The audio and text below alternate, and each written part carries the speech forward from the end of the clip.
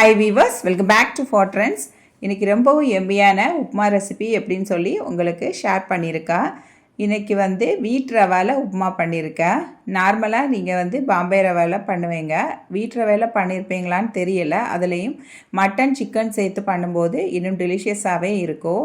நான் 1/2 kilo Ganesh brand கோதுமை ரவைக்கு என்னென்ன பொருள்லாம் வேணும் ஃபஸ்ட்டு சொல்லிடுறேன்.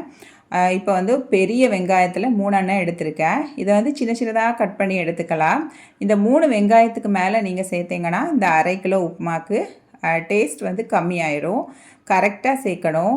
இன்னும் வெங்காயம் சேர்க்கும்போது நம்ம சிக்கன் ஒரு 3/4 கிலோ தான் எடுத்திருக்கோம், 750 கிராம்ஸ்.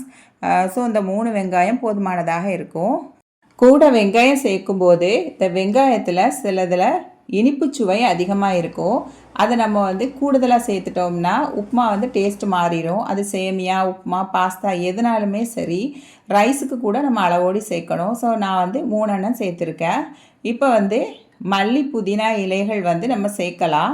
ஃபஸ்ட்டு நான் அந்த மாதிரி ரெசிபி கூட சேனலில் அப்லோட் பண்ணியிருக்கேன். இந்த தடவை கேப்சிகம், கேரட்டும் சின்னதாக கட் பண்ணி சேர்த்துருக்கேன். ரொம்ப குட்டியாக கட் பண்ணணும்னு வேண்டாம். நம்ம சிக்கன் கூட சேர்க்க போகிறோம் இல்லையா, ஸோ மீடியம் சைஸில் கட் பண்ணாலே போதும். ஒரு 3 தக்காளி எடுத்திருக்கேன். 3 மீடியம் சைஸ் அளவில் 3 தக்காளி எடுத்துகிட்டு இந்த மாதிரி கட் பண்ணி எடுத்துக்கலாம். தக்காளியை மீடியம் சைஸ்லேயே கட் பண்ணி எடுத்துக்கலாம். இப்போ ஒரு சாஸ்பேன் எடுத்துக்கிட்டேன். இதில் 4 டேபிள் ஸ்பூன் கோகோனட் ஆயில் சேர்த்துக்கிட்டேன். கோகோனட் ஆயில் நல்லா சூடு வந்ததும் கட் பண்ணி வச்சுருக்க வெங்காயம், அப்புறம் ஒரு 4 பச்சை மிளகாய் சேர்த்துக்கிட்டேன். பச்சை மிளகாய் கீரி கூட சேர்த்துக்கலாம். நான் சும்மா தான் சேர்த்துருக்கேன். இப்போ கல்லுப்பு சேர்த்து வெங்காயம் வதக்கிக்கணும். பட்டை, சினமோன் ஒரு 3-4 பீஸ் சேர்த்துட்டு, க்ளோவ்ஸ், கிராம்பு ஒரு 5 பீஸ், அப்புறம் ஸ்டார் அனீஸ் ஒரு 4 பீஸ், அப்புறம் ஜாதி பத்திரி இருக்கு இல்லையா, நட்மக், அது கொஞ்சம் கசக்கி சேர்த்துக்கிட்டேன். நல்ல ஸ்மெல்லாக இருக்கும். கரம் மசாலாலையும் நான் அதெல்லாம் சேர்த்து தான் திரித்து வச்சுருக்கேன். இப்போ இதில் சேர்த்துக்கிட்டா இந்த வெங்காயத்து கூட சேர்ந்து நல்லா இருக்கும். இப்போ ஒரு 750 கிராம் சிக்கன், கிட்டத்தட்ட 1 கிலோ சிக்கனே வச்சுக்கோங்களேன். 1 கிலோ சிக்கன் எடுத்துருக்கேன். நல்லா க்ளீன் பண்ணிவிட்டு இப்போ ஒரு 4 டேபிள் ஸ்பூன் தயிர் சேர்த்துக்கிட்டா, தயிர் சேர்த்துட்டு கல்லுப்பும் சேர்த்துட்டு, தனியா பவுடர், மல்லித்தூள் இருக்கு இல்லையா, அது ஒரு 3 டேபிள் ஸ்பூன் சேர்த்துக்கிட்டேன். காஷ்மீர் மிளகாய் தூள் 2 டீஸ்பூன், தனி மிளகாய் தூள், சாதாரணமான சில்லி பவுடர் 1 டீஸ்பூன், அப்புறம் பெப்பர் தூள் 1 டீஸ்பூன் சேர்த்துக்கிட்டேன். ஜிஞ்சர் கார்லிக் பேஸ்ட் 2 டீஸ்பூன் சேர்த்துக்கிட்டேன். நம்ம வெங்காயத்து கூடயும் ஜிஞ்சர் கார்லிக் பேஸ்ட் சேர்க்க போகிறோம். ஸோ இஞ்சி பூண்டு விழுது கோழியில் கொஞ்சமாட்டு சேர்த்துக்கிட்டேன். இப்போ தக்காளி சேர்த்துக்கலாம். வெங்காயம் வதங்கி வரும்போது தக்காளியை ஃபஸ்ட்டு சேர்த்துட்டு தக்காளியை நல்லா வதக்கிக்கலாம். பொதுவாட்டே நம்ம ஜிஞ்சர் கார்லிக் பேஸ்ட் வெங்காயம் தக்காளி வதங்கின பிறகு தான் சேர்க்கணும்.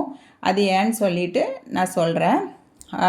இப்போ பிரிஞ்சி இலை 2 பெருசும் 2 சின்னது மாட்டு சேர்த்துக்கிட்டேன். அந்த எண்ணெயிலே சேர்த்துட்டு நல்லா வதக்கி விட்டுடலாம். இப்போ தக்காளியும் வெங்காயமும் வதங்கிடுச்சு. ஜிஞ்சர் கார்லிக் பேஸ்ட் இப்போ சேர்த்துட்டு கொஞ்சம் மூடி போட்டு வச்சிடலாம்.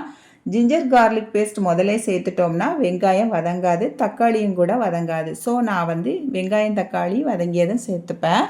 இப்போ கட் பண்ணி வச்சுருக்க கேரட் சேர்த்துக்கலாம். கேரட் சேர்த்துட்டு கேப்சிகமும் சேர்த்துக்கலாம். இதையும் மிக்ஸ் பண்ணி விட்டுட்டு ஒரு 3 நிமிஷம் அளவுக்கு மூடி போட்டு வச்சுக்கலாம். நான் இந்த உப்புமா கலர்ஃபுல்லாக இருக்கிறதுக்காக காஷ்மீரி மிளகாய் தூள் 2 டீஸ்பூன் அளவுக்கு இந்த வெங்காயத்து கூடையும் சேர்த்துக்கிட்டேன். இப்போ சிக்கன் சேர்க்க போகிறோம். சிக்கனில் மசாலாலாம் தடவி வச்சு ஒரு 1/2 அன் ஹவருக்கு மேலே ஆயிடுச்சு. இதையும் சேர்த்துட்டு நல்லா மிக்ஸ் பண்ணி விட்டுக்கலாம். சிக்கன் சேர்த்து மிக்ஸ் பண்ணி விட்டதும் ஒரு 10 நிமிஷம் மீடியம் ஃப்ளேமில் வச்சுக்கிட்டேன். சிக்கன் கொஞ்சம் இந்த மசாலாவில் சேர்ந்து வதங்கி வரும்போது அதுக்கப்புறமா நம்ம தண்ணி சேர்த்தோம்னா எண்ணெய்லாம் படர்ந்து வரும். நல்லா இருக்கும், பார்க்குறதுக்கு நல்லா இருக்கும், டேஸ்ட்டும் நல்லா இருக்கும். ஸோ நான் ஒரு 10 நிமிஷம் மூடி போட்டு வச்சுக்கிட்டேன் ஸ்லோ ஃப்ளேமில். இப்போது இந்த சிக்கன் வேகிறதுக்கான தண்ணீர் 1/2 கப் அளவுக்கு சேர்த்துக்கலாம். சேர்த்துட்டு மிக்ஸ் பண்ணி விட்டுட்டு ஒரு 10 நிமிஷம் மீடியம் ஃப்ளேமில் வச்சு சிக்கனை வேக விட்டுக்கலாம். சிக்கன் சாப்பிட்ற மாதிரியே குக்காக இருக்கணும். ரவா சேர்த்த பிறகு ஒரு 10 நிமிஷம் தான் நமக்கு குக்காகிறதுக்கு டைம் எடுக்கும். ரவை நல்லா சாஃப்டாகவே இருக்கும், சீக்கிரமாக வெந்துடும். ஸோ சிக்கன் வெந்திருக்கான்னு பார்த்துக்கணும். ஒரு 10 நிமிஷத்தில் சிக்கன் வெந்துடுச்சு. ஃபஸ்ட்டு நம்ம மசாலாலாம் சேர்த்துட்டு ஒரு 10 நிமிஷம் வதக்கியிருக்கோம் இல்லையா, மூடி போட்டு. அதனால் இப்போ கூட ஒரு 10 நிமிஷம் வேக வச்சதும் இப்போ வந்து வெந்துடுச்சு. ஸோ 2 டீஸ்பூன் அளவுக்கு பெப்பர் பவுடர் சேர்த்துக்கிட்டேன். பெப்பர் பவுடர் சேர்த்ததும் கரம் மசாலா ஒரு 2 டீஸ்பூன் அளவுக்கு சேர்த்துக்கலாம். நல்லா மிக்ஸ் பண்ணி விட்டுட்டு கொஞ்சம் கொதிக்க விட்டுட்டு இப்போ வந்து நம்ம 1/2 கிலோ ரவை சேர்க்க போகிறோம். நான் ஒரு பாக்கெட்டை வந்து அளக்கல்ல அப்படியே சேர்த்துட்டேன். நீங்கள் வந்து அந்த பாக்கெட்டை வந்து ஒரு சாஸ்பேனில் எடுத்துகிட்டு அளந்துட்டு அந்த சாஸ்பேனுக்கு பாதி வந்துச்சுன்னா அதில் ஃபுல்லாக தண்ணி எடுக்கணும். ஒன்றுக்கு ஒன்று தண்ணி வச்சுக்கணும். இந்த சிக்கனில் வந்து தண்ணி இருக்கிறதுனால நான் அந்த ரவை எடுத்த அளவில் இருந்து கொஞ்சம் கூட தண்ணி சேர்த்துக்கிட்டேன். இப்போ நீங்கள் 1 கப் அளவுக்கு ரவை எடுத்துக்கிட்டிங்கன்னா 1/2 கப் தண்ணி இருக்க மாதிரி பார்த்துக்கணும். சிலவங்க வந்து இந்த குழம்பையும் அளந்து சேர்த்துப்பாங்க. நான் வந்து கண் தாப்பு அந்த மாதிரி அளவில் தான் செய்திருக்கேன். இப்போ வந்து ரவை வேகிற அளவுக்கு தண்ணியை நம்ம சேர்த்தாச்சு. நல்லா மிக்ஸ் பண்ணி விட்டுக்கலாம். நான் தண்ணியை வந்து நல்லா கொதிக்க வச்சு சேர்த்துக்கிட்டேன். அப்போ தான் சீக்கிரமாக நம்மளுக்கு வேலை முடியும். இப்போ தண்ணியே இந்த சிக்கனில் சேர்த்தோம்னாக்கா சூடு இல்லாமல் கொஞ்சம் கொதிக்கிறதுக்கு டைம் எடுக்கும். ஸோ நான் சூடு வெந்நி சேர்த்துக்கிட்டேன். இந்த 1/2 கிலோ ரவையை வந்து சேர்த்துக்கலாம்.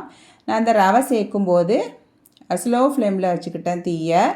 இப்போ வந்து மிக்ஸ் பண்ணி விட்டுட்டு நம்ம மீடியம் ஃப்ளேமில் வச்சுட்டு அப்படியே தம்மில் போட்டுடலாம்.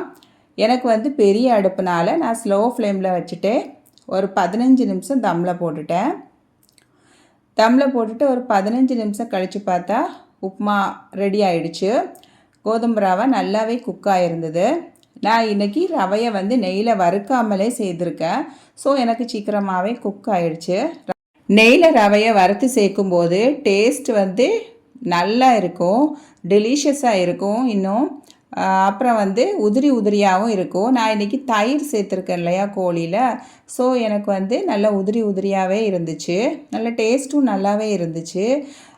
அப்புறம் வந்து லெமன் சாறு கூட நம்ம சேர்த்துக்கலாம், தயிர் சேர்க்க விருப்பம் இல்லாதவங்க.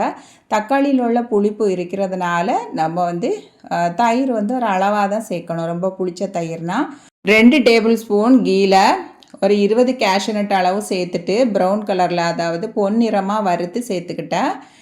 உப்புமா ரெடி ஆகிடுச்சு. ஃப்ளேம் ஆஃப் பண்ணிவிட்டு கேஷ்யூநட் சேர்த்ததுமே நம்ம கவர் போட்டு வச்சுட்டு அப்புறமா 10 நிமிஷம் கழித்து சர்வ் பண்ணலாம். ரொம்ப டெலிஷியஸாகவே இருந்துச்சு. இது கூட கத்திரிக்காய் தொக்கு முந்தின நாள் உள்ளது இருந்துச்சு, அதை வச்சு சாப்பிட்டா. அப்புறம் வந்து தயிர், மாதுளம்பழ விதைகள், அப்புறம் வந்து வெங்காயம், பச்சை மிளகாய், உப்பு எல்லாம் சேர்த்து நல்லா மிக்ஸ் பண்ணி கூட இதுக்கு சாப்பிட்டோம். நல்ல டெலிஷியஸாக இருந்துச்சு. கண்டிப்பாக ட்ரை பண்ணி பாருங்கள்.